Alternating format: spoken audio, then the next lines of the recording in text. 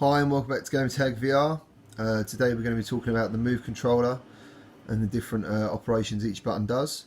I've recently joined some Facebook groups. I've noticed there's a lot of people mentioning issues with calibration, and there's been discussions on which button does which. So I thought I'd go through it ever so quickly. This is a first generation Move controller, so I don't know if the labelling has changed, but in case it has, the select button is now the share button on your PlayStation 4 controller, and the start button is your options button on your PlayStation 4 controller. So same as any other VAR game, if you're using a DualShock, if you need to recalibrate, you hold this button. Okay, that is your broadcast button. There's your trigger. We'll go through that in a minute. Obviously in games I say you grab or shoot things most of the time. That is the move button. The games change on what these buttons particularly do. Some of them not great.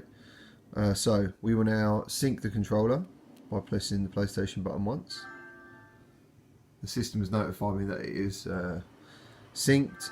If you have a second move controller, which you probably would have, when you go to sync that, the computer will usually ask you who is using that. If you want to use two DualShocks with one person, you choose your own gamer profile. So just to show you to operate the menus, so you hold the T button, okay, all the other buttons work as normal on a controller. And if you want to desync the controller, which is quite important because sometimes the syncing process doesn't work great and one controller will sync, the other one won't, just hold down the PlayStation button and there you go. Thank you very much.